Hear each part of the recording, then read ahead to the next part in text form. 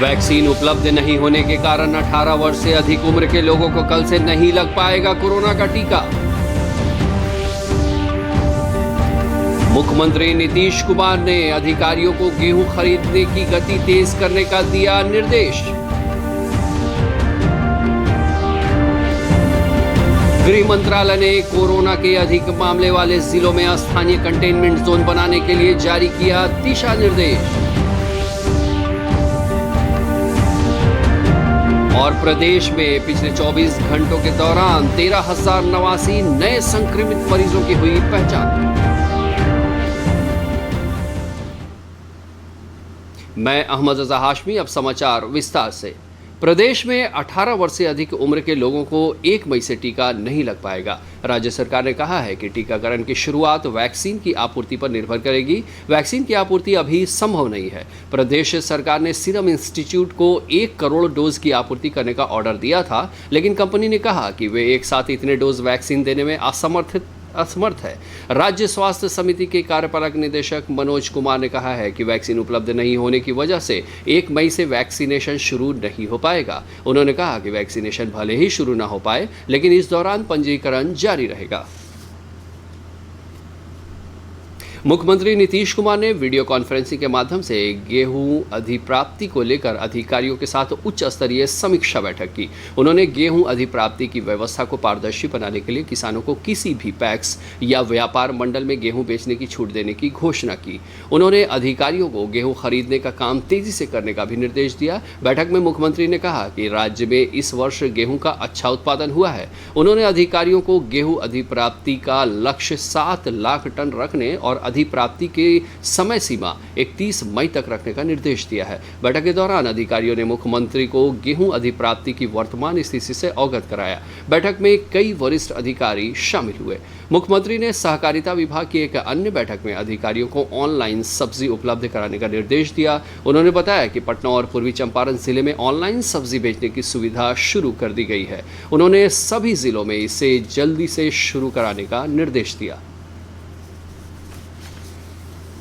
गृह मंत्रालय ने कोरोना संक्रमण की 10% से अधिक की दर वाले सभी राज्यों और केंद्र शासित प्रदेशों से स्थानीय स्तर पर कंटेनमेंट जोन की व्यवस्था को सख्ती से लागू करने को कहा है। गृह मंत्रालय ने एक आदेश जारी कर कोरोना महामारी से निपटने के लिए 25 अप्रैल को केंद्रीय परिवार और स्वास्थ्य मंत्रालय द्वारा जारी दिशा निर्देशों पर अमल 31 मई तक बढ़ाने को कहा है। गृह मंत्रालय ने कहा है कि कोरोना के अधिक मामले वाले जिलों में गहन और स्थानीय कंटेनमेंट जोन बनाने जैसे उपाय किए जाएं। राज्य और केंद्र शासित प्रदेश उन जिलों की पहचान करें जहां कोविड-19 संक्रमण की दर 10% से अधिक है। इसके साथ ही उन जिलों की पहचान की जाए जहां एक हफ्ते में बेड भरने की दर 60% से अधिक है। प्रदेश में कोरोना के नए मरीजों के मिलने का सिलसिला लगातार जारी है। पूरे प्रदेश में पिछले 24 घंटों के दौरान 13,089 नए संक्रमितों की पहचान की गई। इसके साथ ही प्रदेश में सक्रिय मामलों की संख्या बढ़कर 1,08,21 हो गई है। पिछले 24 घंटे में 89 लोगों की मौत हो गई। पटना जिले में कोरोना से संक्रमित 2,186 नए मरीज पाए गए हैं। गया में 1,128 नए मामले सामने आए हैं। कोरोना मरीजों की सुविधा के लिए सरकार ने कंकड़बाग स्थित पाटलिपुत्र खेल परिसर में 100 बिस्तरों वाले अस्थायी अस्पताल के निर्माण का काम शुरू कर दिया है। BMSICL के महाप्रबंधक संजीव कुमार ने बताया कि इस कोविड वार्ड में ऑक्सीजन की सुविधा वाले 101 बिस्तर की व्यवस्था की गई है। इसके अलावा पिछले 24 घंटे में 89 लोगों की भी तैयारी। पटना जिले में कोरोना से संक्रमित 2,186 नए मरीज पाए गए हैं। गया में 1,128 नए मामले सामने आए हैं। कोरोना मरीजों की सुविधा के लिए सरकार ने कंकड़बाग स्थित पाटलिपुत्र खेल परिसर में 100 बिस्तरों वाले अस्थायी अस्पताल के निर्माण का काम शुरू कर दिया है। BMSICL के महाप्रबंधक संजीव कुमार ने बताया कि इस कोविड वार्ड में ऑक्सीजन की सुविधा वाले में कोरोना पर नियंत्रण संबंधी गाइडलाइन का पालन कराने के लिए इसके अलावा 24 घंटे में पटना जिले में कोरोना से इलाके में 2,188 नए मरीज पाए गए। उन्होंने गया में 1,128 नए मामले। जिलाधिकारी ने कहा कि जिले में रात्रि कोरोना मरीजों की सुविधा के लिए सरकार ने कंकड़बाग स्थित पाटलिपुत्र खेल परिसर में 100 बिस्तरों वाले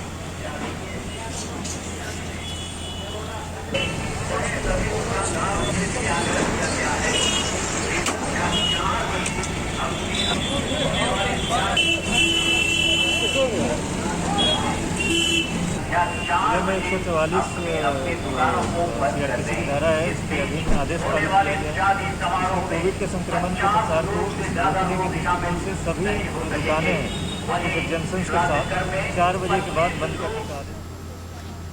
बेगूसराय में गाइडलाइन का पालन कराने के लिए सदर एसडीओ संजीव चौधरी ने शहर के विभिन्न इलाकों का दौरा किया। उन्होंने शाम 4 बजे के बाद भी खुली दुकानों को बंद कराया और भविष्य में खुले पाए जाने पर कार्रवाई की चेतावनी दी। उन्होंने कहा कि दुकानें अगर शाम 4 बजे के बाद भी खुली पाई गई तो उन्हें 4 दिनों के लिए सील कर दिया जाएगा।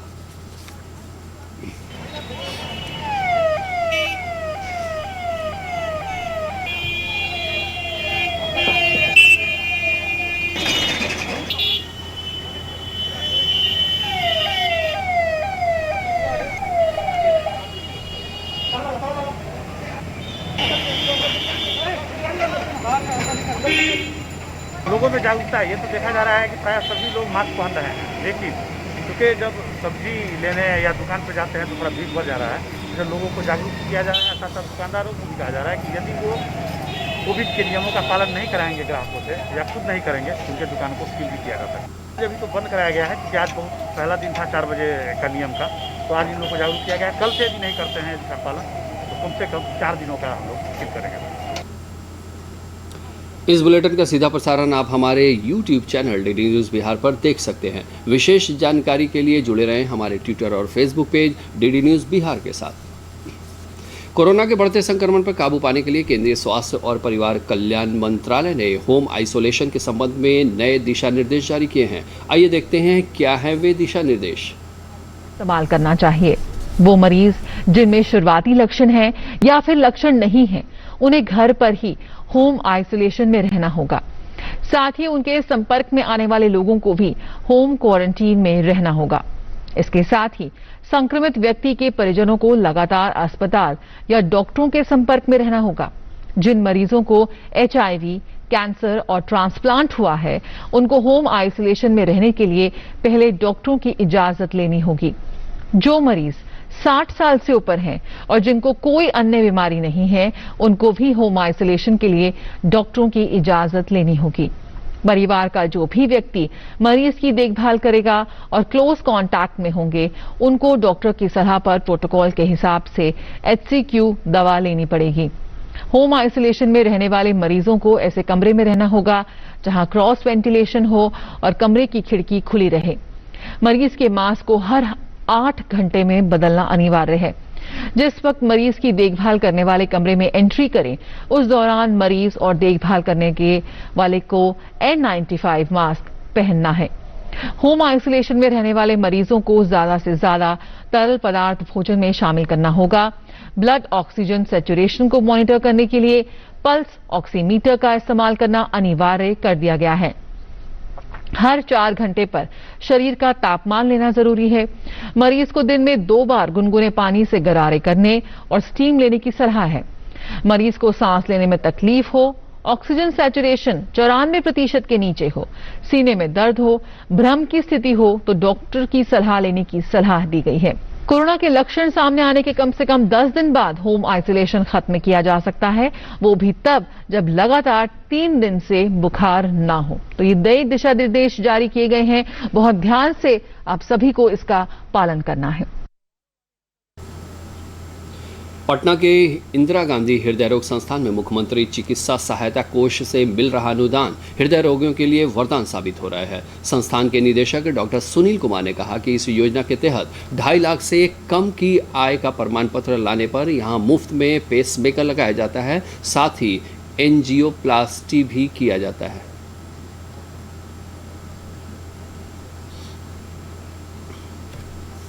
ढाई लाख से कम का इनकम वाले पेशेंट का साल में 2.5 लाख से कम का इनकम हो, उसको फ्री में पेसमेकर, फ्री में एंजियोप्लास्टी सब हो रहा है और केवल 2 दिन के नोटिस पर सबका हो रहा है।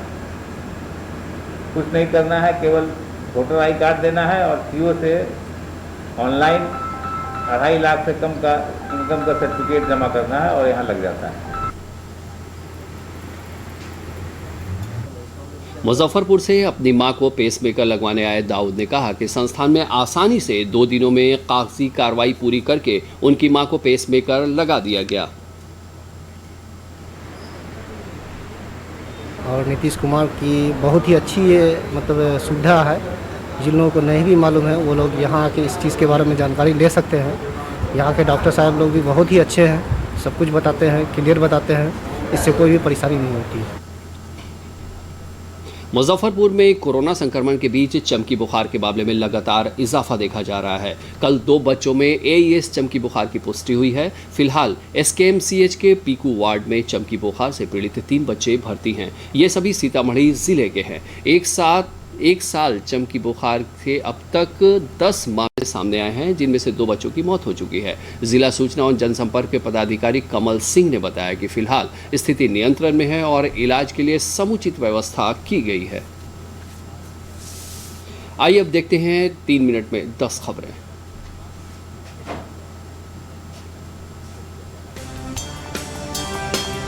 कोरोना के खिलाफ देश में टीकाकरण अभियान तेजी से जारी है। अब तक 15 करोड़ 22 लाख से अधिक लोगों का टीकाकरण हो चुका है।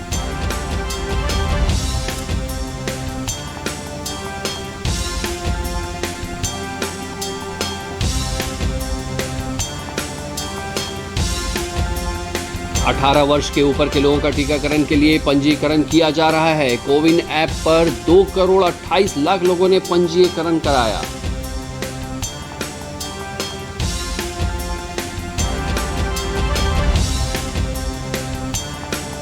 भारत बायोटेक ने कहा है कि राज्यों को कोवैक्सीन अब 400 रुपये प्रति डोज पर बेची जाएगी। पहले इसकी कीमत 600 रुपये प्रति डोज तय की गई थी।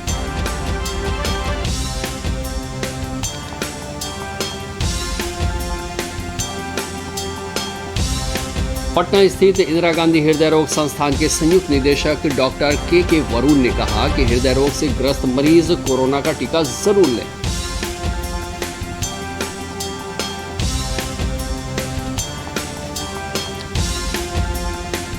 भागलपुर से पटना जा रही एक यात्री बस मुंगेर लखीसराय NH 80 के डकरा नाला के पास पलट गई। इस हादसे में एक व्यक्ति की मौत हो गई।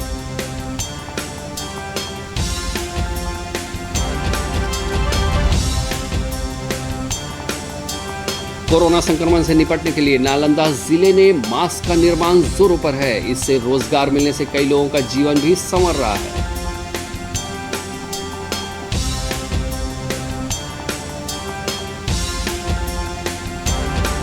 बेगूसराय में बाइक सवार बदमाशों ने मुफस्सिल थाना क्षेत्र में एक पान दुकानदार की गोली मारकर हत्या कर दी। पुलिस मामले की जांच कर रही है।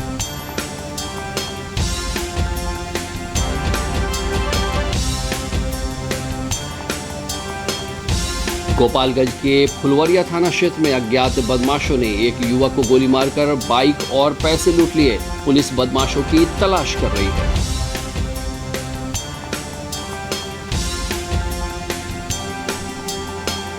प्रदेश के उत्तर पश्चिम, उत्तर मध्य और उत्तर पूर्वी बिहार सहित दक्षिण पूर्वी बिहार के कई जिलों में आंधी और बारिश के आसार हैं।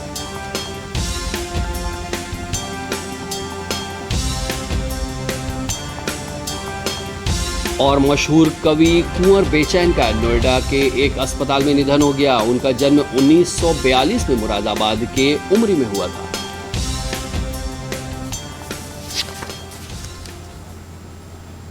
अंत में मुख्य समाचार एक बार फिर से।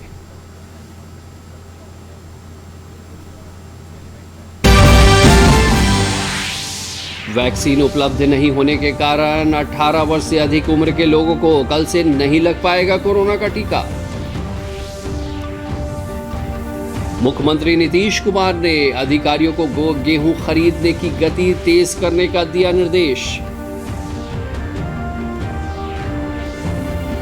गृह मंत्रालय ने कोरोना के अधिक मामले वाले जिलों में स्थानीय कंटेनमेंट जोन बनाने के लिए जारी किए दिशा निर्देश। और प्रदेश में पिछले 24 घंटे के दौरान 13,089 नए संक्रमित मरीजों की हुई पहचान।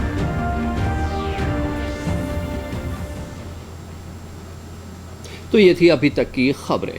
दर्शकों, कोविड मरीजों की संख्या फिर से बढ़ रही है, इसीलिए आप सभी से अपील है कि कोई भी कोताही न बरते। 18 वर्ष के ऊपर के सभी लोग टीकाकरण के लिए कोविन ऐप पर पंजीकरण कराएं, मास्क पहनें, सुरक्षित दूरी बनाए रखें और अपने हाथों को सैनिटाइज करते रहें। नमस्कार।